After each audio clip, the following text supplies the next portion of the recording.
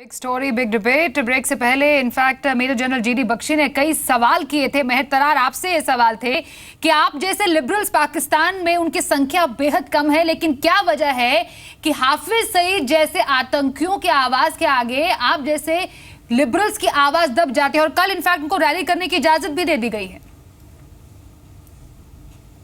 कल मीनिंग जो गुजर गई, ऑनेस्टली हाफिज सईद के बारे में मोस्टली इंफॉर्मेशन आप लोगों की तरफ से मिलती है, क्योंकि हमारा मीडिया उनको कवर करता नहीं है इस तरह के लोगों को, इन ऑर्गेनाइजेशंस। अरे आज तो टीवी ने आपको ये जो आप लोगों के कांग्रेस और बीजेपी के लोग आपस में बहस कर रहे हैं, आई थिंक जो प्राइम मिनिस्टर नरेंद्र मोदी साहब पाकिस्तान आए या जो कुछ उससे पहले सुषमा स्वराज साहिबा आई या NSAs की मीटिंग हुई, आई थिंक वो सारी बहुत पॉजिटिव डेवलपमेंट्स थी और उसी लाइन पे पाकिस्तान और इंडिया के दरमियान में हालात आगे बढ़ने चाहिए।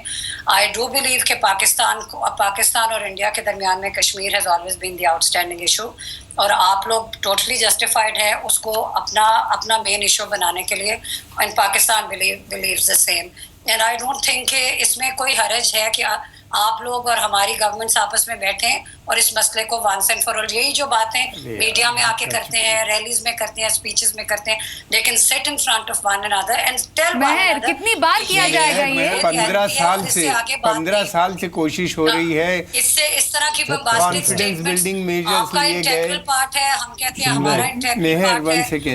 आई don't think it's going to go anywhere. I think both the governments should sit down. Mehar 1 second, 15 साल से कोशिश हो रही है, कॉन्फिडेंस बिल्डिंग मेजर लिए गए, मुजफ्फराबाद बस गई, मुजफ्फराबाद बस चली, Kashmir centric dialogue, Kashmir centric confidence measures लिए गए, लेकिन नतीजा क्या निकला? कुछ भी नहीं निकला। उसके बाद फिर कश्मीर पे अटैक होता है। तो जो आपकी प्रो इंडिया पार्टीज हैं कश्मीर में वो भी खुश हो रही होती है और जो सो कॉल्ड सेपरेटिस्ट है वो भी खुश हो रहे हैं। महर पॉइंट सुन नहीं रही है, समझिए आपका पॉइंट है, सुन नहीं रही है क्योंकि वो बार बार वही बात कह रही है कि बातचीत होनी चाहिए। देखो 15 साल से हम लोग कॉन्फिडेंस बिल्डिंग मेजर्स कर रहे थे, कश्मीर सेंट्रिक डायलॉग्स हुए, कॉन्फिडेंस बिल्डिंग मेजर ली गई, बस चलाई गई, ये हुआ था कि अब ये होगा, बॉर्डर ट्रेड होगा दोनों के बीच में, बैंक सेटअप करने की बातचीत की जा रही थी, लेकिन नतीजा क्या निकला? हाफिज सईद साहब, जैश ए मोहम्मद ऑर्गेनाइजेशंस, उनके लोग आए, उन्हीं ने वहां पे बॉम्बिंग की और सारी चीजें सबूताज हो गई। ये जब तक आप लोग मिलिटेंट को वहां पे जो मिलिटेंट ऑर्गेनाइजेशंस हैं, मेहर 1 सेकेंड, जब तक आप अपनी यहाँ की मिलिटेंट ऑर्गेनाइजेशन पे रोक नहीं लगाएंगे कोई चीज आगे नहीं बढ़ सकती।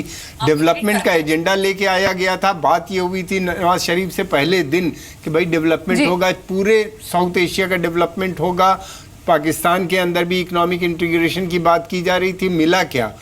उसके बाद नतीजे में क्या मिला?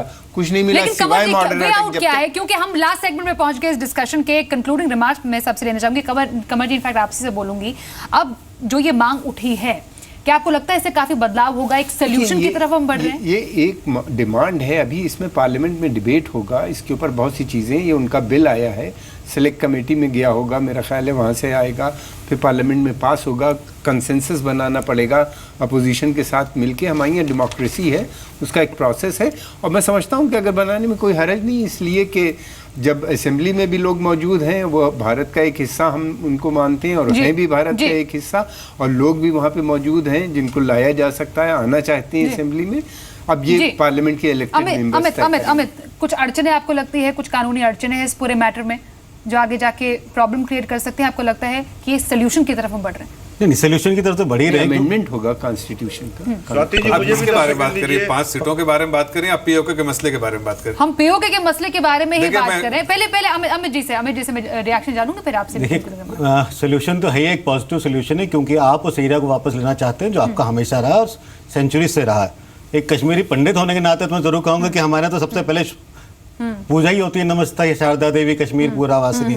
तो शारदा जो है, जो कश्मीर का पार्ट रहा है और इंडिया का पार्ट रहा है, वो आज मेरे अपने रिलीजियस हिसाब से भी वापस आए तो मुझसे ज़्यादा खुशी किसी को नहीं होगी। But on a political front Kashmir को एक होना होगा। जब तक कश्मीर एक नहीं होगा और भारत के साथ नहीं आएगा, ये समस्या चलती रहेगी और इस को लेकर भी भारत को आगे काम करना चाहिए। जफर साहब, देखिए, जहाँ तक पीओके का सवाल है, हमारे सरकार ने बहुत साफ साफ कह दिया कि हमारी पहली मंशा है कि पीओके जो हमारा पार्ट है, वहाँ पर हमारे इंडियन नेशनल्स रह रहे हैं, सफ़र कर रहे हैं, हमें उस पीओके को अपने इंडिया के साथ, रेस्ट ऑफ द इंडिया के साथ इंटीग्रेट करना है। और जहाँ तक 5 जो सीटों के बारे में बात करें, वो चर्चा का मसला है। उसमें अगर सरकार अगर उस पर अगर सहमति होती है सरकार में, तो उसको कॉन्स्टिट्यूशनल अमेंडमेंट बिल लाना पड़ेगा और उसके बाद ही पूरी प्रक्रिया आगे बढ़ेगी। लेकिन जहां तक पाकिस्तान, हमारी पूरी फोकस अभी इस वक्त है कि पाकिस्तान को आइसोलेट करो और पाकिस्तान को आइसोलेट करना है। ग्लोबल कम्युनिटी में उनकी जो एक हैसियत है उसको कम करना हो और अपनी जो हमारी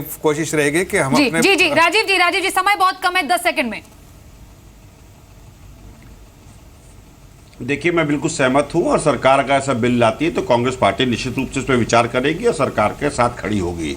लेकिन एक बात बहुत महत्वपूर्ण है, मैं रक्षा मंत्री महोदय के उस बयान का स्वागत करूंगा जिसमें वो कहते हैं कि पाकिस्तान जाना नरक में जाने के बराबर है। तो प्रधानमंत्री मोदी गए थे और नरक में गए थे, तो गंगा स्नान कर लें, अगर न कर पाए तो मुझे बता दें। यहाँ पर राजनीतिक बातें नहीं करते हैं और मुद्दे से भटकते नहीं है, समय कम है। जीडी बख्शी जी, आपसे हम कंक्लूडिंग रिमार्क्स देना चाहेंगे शो में। भाई Modi ji Bakshi sir, Rajiv Tyagi ji, GD Bakshi sir. देखिए राजीव जी, 1 मिनट। देखिए, ऐसा है कि पीओके बेस है, जो भी षड्यंत्र चल रहे हैं जम्मू कश्मीर में, जो कि सारे टेररिस्ट ट्रेनिंग कैंप हैं, वो पीओके के अंदर हैं। अब हमको एक रिएक्टिव से प्रोएक्टिव पॉलिसी की तरफ जाना चाहिए, क्लियर सिग्नल देना चाहिए कि हम बहुत पहले कोशिश की जा रही थी टू फ्रीज द स्टेटस को। अगर पाकिस्तान को मंजूर नहीं और वो युद्ध की राह जाना चाहता है, then two can play the game। वाकई हर एक प्लेटफॉर्म पर पाकिस्तान को आइसोलेट करने की जरूरत है। और आखिरकार बात से अभी मुद्दा क्योंकि बढ़ नहीं रहा, लेकिन जो स्टांस आया है सरकार की तरफ से, ये एक वेलकम स्टेप है। आप तमाम गेस्ट हमारे साथ बिग स्टोरी बिग डिबेट में आज जुड़ने के लिए बहुत बहुत शुक्रिया।